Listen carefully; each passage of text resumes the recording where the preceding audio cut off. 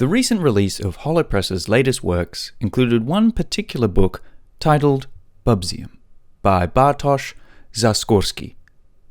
This book isn't a game lore book, but a guidebook to those traveling the world it's set in, the world of Postapoland.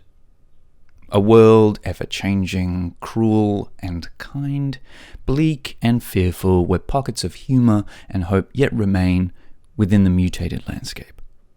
A world of mega-beasts, organic cities, violence, and a sun that hates everything. A world much vaster than I could have ever imagined. So vast, in fact, the author/artist reached out to me after I'd mentioned I bought their book. Their setting, Postapoland, has in fact 3 accompanying comics set within the world that cover stories, brief character moments, themes, and feelings of that same world. Bartosz very kindly sent me these comics and their own soundtrack for the world, which you'll hear throughout this video. Also to note, one of the tracks that they've made in the past was actually included in Cyberpunk 2077, so that's pretty cool. Entrusted with this undulating mass of information, I hope to help guide you all through the senseless, fluid chaos that is Postapoland. Due to the nature of this lore landscape, covering 4 bits of material, this video might jump around a little bit, explaining aspects as they're presented, so please stick with me. Now, leave your true form at the door, and let's begin. On top of a mountain is a pyramid. At the top of the pyramid, a tomb. Inside the tomb rests a coffin, and in the coffin is the evil sun, hidden from the world. The evil sun is terribly angry and hates everything. For a time, however, we had an ordinary sun. But a hooded figure arrived with a howling mutant by his side. The hooded figure removes the normal sun and sends a spirit worm to enter the evil sun, thus resurrecting it and warping it further, empowering it. The evil sun rises and begins to warp the world, mutating it and altering it beyond recognition. This is the catalyst and reoccurring tale of how Postapoland is formed. And it was interesting to compare it between Postapoland the comic and Bubzium, as I'd read Bubzium first, and there's no mention of this hooded figure. The next few panels of Postapoland show that the world that's changed by the evil sun was in fact our own world. Normal people with cars, buildings, jobs, clothing, all that day-to-day stuff. But the power and emitting force of this furious sun creates a seemingly instantaneous and violent change from solid into fluid, warped matter. Organic or not, or inorganic, is made organic more likely. People warp into drastically different forms, each unique, with the only consistent thread being that they were mutated. A few pages more of this comic, and I cannot stress to you guys enough how impressive the art is here. It is truly gorgeous chaos incarnate, a meal for the eyes. Bartosz just hits you with this cacophony of highly detailed waves of mass and landscape. The blacks, the fine line work, and the waves of texture always changing. Patterns of our world, familiar objects like barrels or wires, frames and girders flash by. A bridge with a screaming face suddenly leads to this patchwork imagery, as if instructional posters or guides are scattered across. Bin men in some rotating ritual, a toilet with an axe on the wall, and the ever-present worm, but in Bubzium, they're seemingly known as ghosts, which I find interesting. Come back to that eventually. And finally, the spewing bile of mankind, of life and death, sex and waste, change and rot, is contained within enormous white frames. Plus a monitor playing anime. These pages, in a way, capture a large portion of what I feel are the themes or areas that Bartosz is exploring across their work throughout the world of Postapoland. The difficult ever-changing. landscapes of a living person.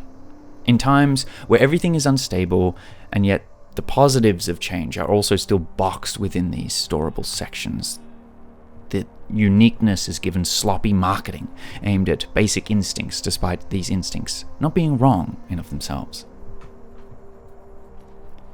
It is here that the law of the land is set, and we learn about the mutants, which is the term for most life in Postapoland, and that carries throughout all the works.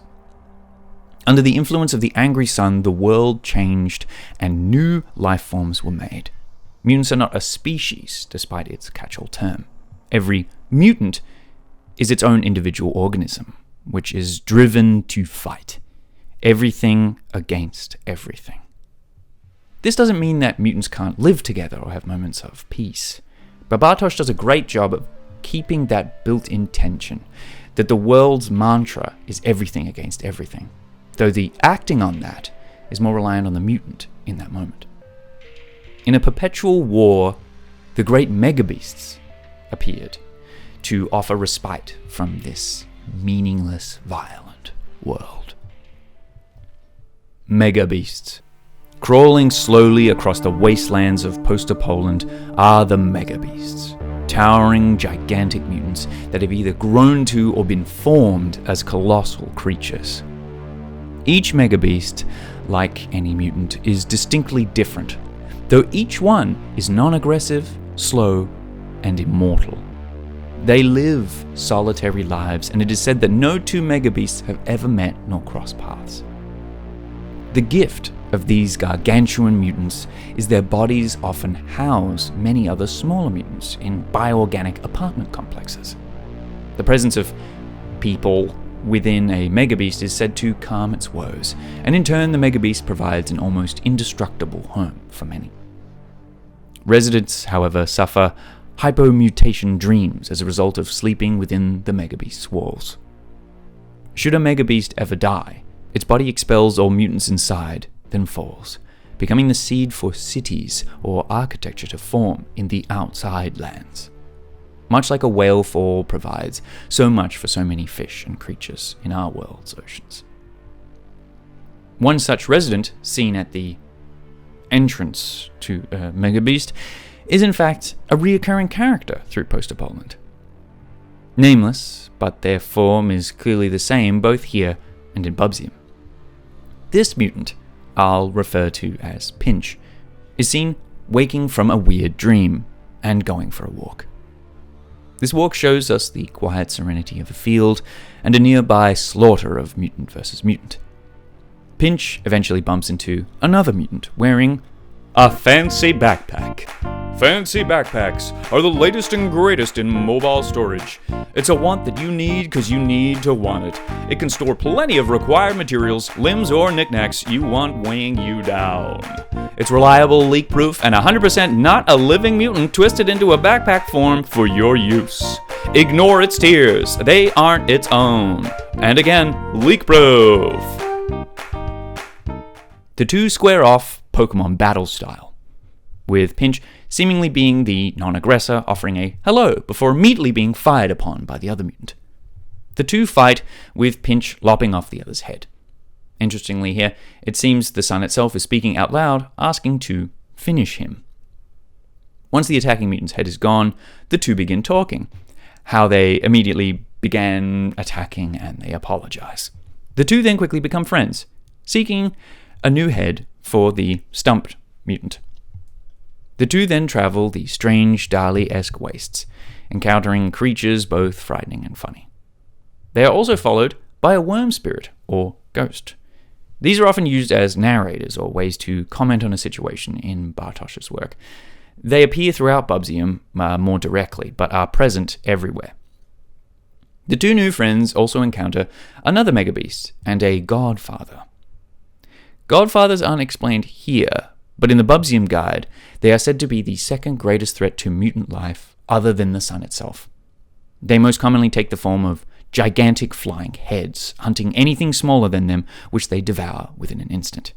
They do so with tendrils that eject from their body and ensnare their current target.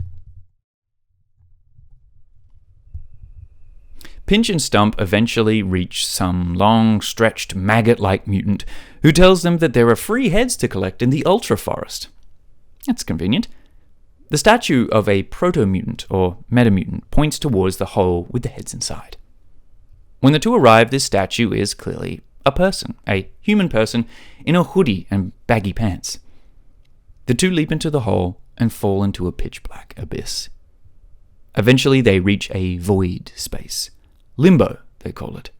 Stump even goes as far as to say they've gone beyond the reality of the story. Some nice meta-mutant humor there. They then see a dog and decide to go pat him. This pattern of events will happen in variations again within the other books and pieces, as well as the appearance of dogs. Ever-shifting, fleeting, clear depictions of life, real life, of feelings around it and the things that ground us within it, appear and then are swallowed in the undulating change. Bubzium, the name of a mutant child. Bubzium, the guide, we, clearly the inexperienced child taking its first malformed steps, now read what is the most comprehensive distillation of all elements shown across all of Bartosz's work, in my opinion, with deliberate section placement and evocative descriptions, all while still retaining that uncertainty of the world of Postapoland. Wherein Postapoland everything changes always, and we see it snap to scenes. In Bubzium, it is a journey through layers, deeper and deeper into the heart of what lies within the world after the evil sun. So, let's start again. The life of a mutant born. A 1 in a million chance. Seemingly the ooze makeup of Postapoland now can, in very rare chances, bear its own children. From before, the mutants seemed potentially finite, the result of mutated humans changed by the sun, but now here, a mutant forms within an egg beneath the roiling surface.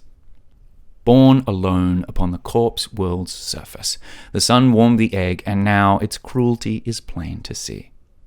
But fear not, little one, for you now enter the mutant kindergarten, which is described in the guide as, quote, one of the few non-cruel places in this brutally cruel and merciless world. So that's nice. Then, as they develop, mutants find shelter to grow and reach maturity.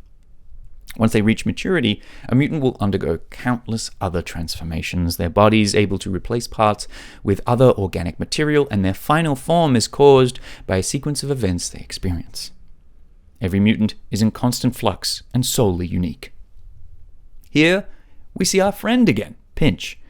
Once a mature mutant is ready, it's time to emerge into the outside.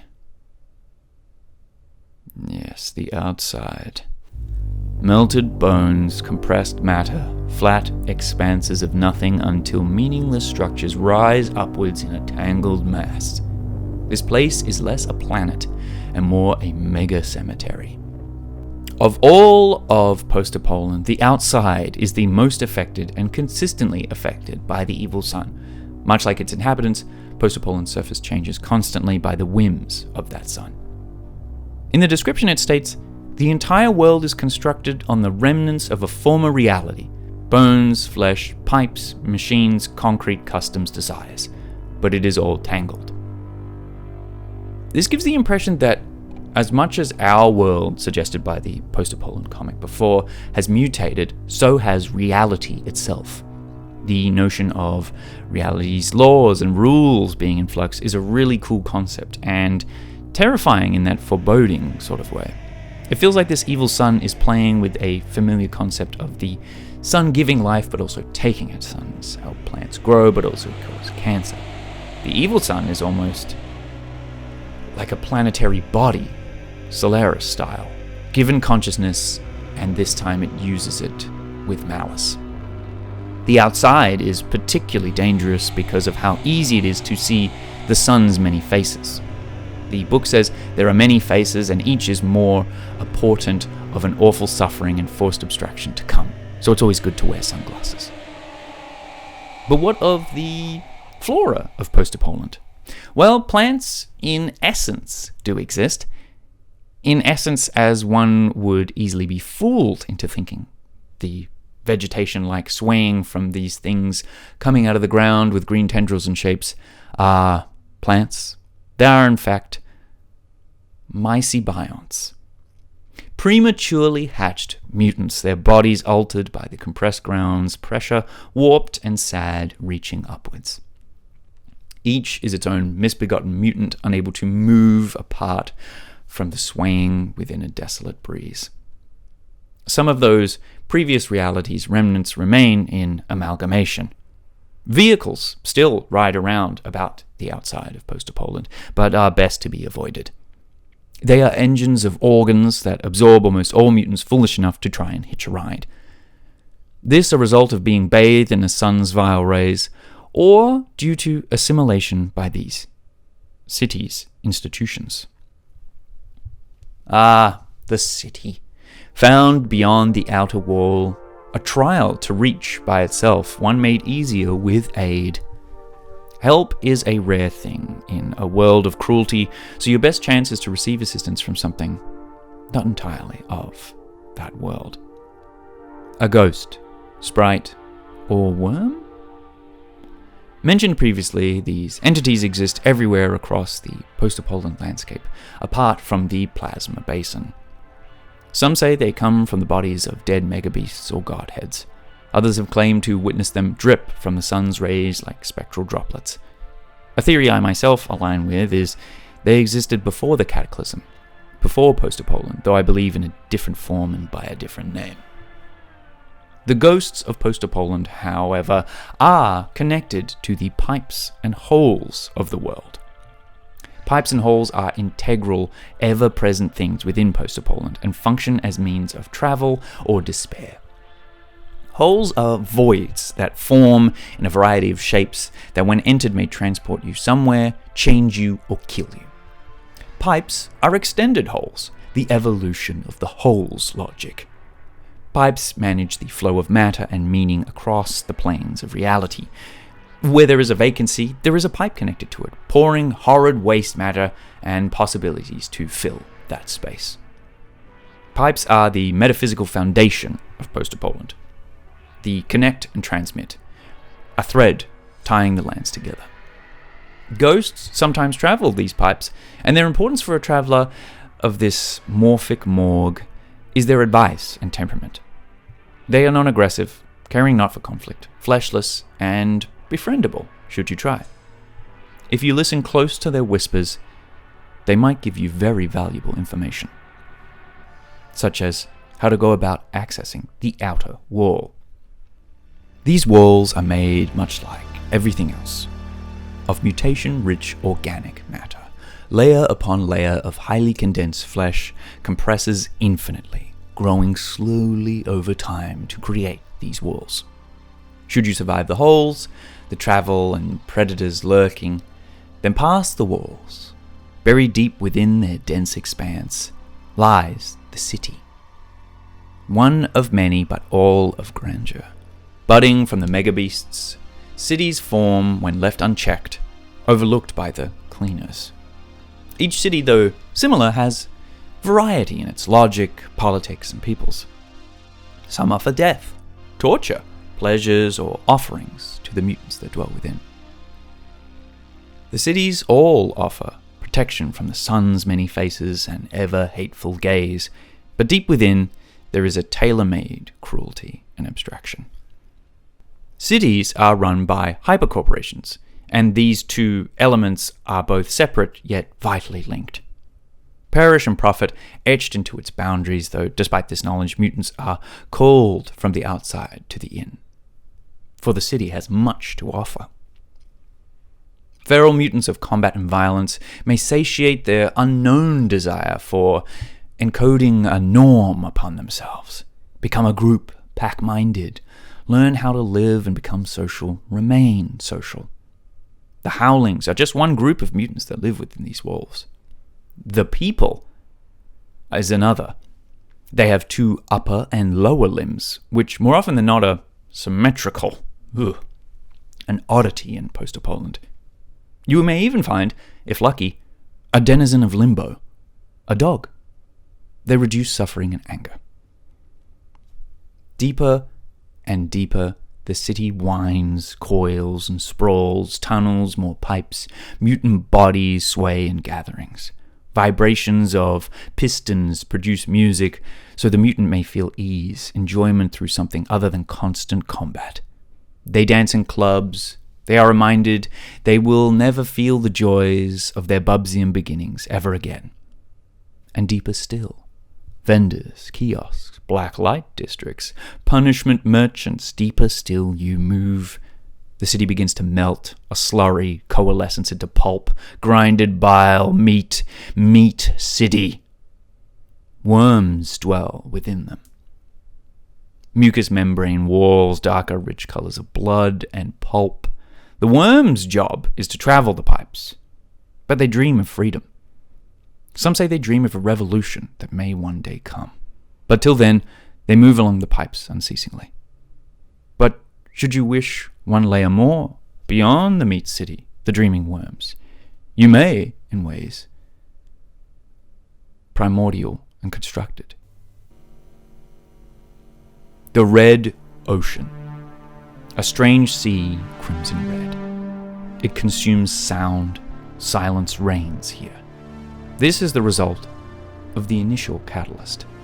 The unknowable backwash of mutation, because all of those that did not survive the change of the rising evil sun melted into an ichor and slipped down here, joining into a red liquid void. Much like the pipes philosophy, that which has nothing shall have something in its place, and thus, what the pipes cannot fill when empty, the plasma basin catches. It is said the ocean boils like searing blood, struggling against itself. But should the depths of the basin not entice, there are deeper ventures still. Should you risk traveling through the pipes, you may end up somewhere beyond the altered reality of Postapoland itself. The virtual world. A realm of screens, computers, biovisions, you name it, and reality is being fractured and regurgitated right back at you, new and improved. Those who live inside the screens urge you closer, live there longer. A city of constantly broadcasted, hypersexualized bodies writhing in half-dressed ecstasy. This screen city, I believe, is actually depicted in the hilarious comic Terrotic, which I really recommend, but due to the nature of, well, all that stuff I said before being depicted, I can't really show it here. But these aspects are explored more in that comic. The screen reality is, as any in Postapoland, just as real or fake as any other. Some helpful advice from the wise dog states, the Cyclopes cannot be trusted. They may seem sympathetic, but they probably want something in return.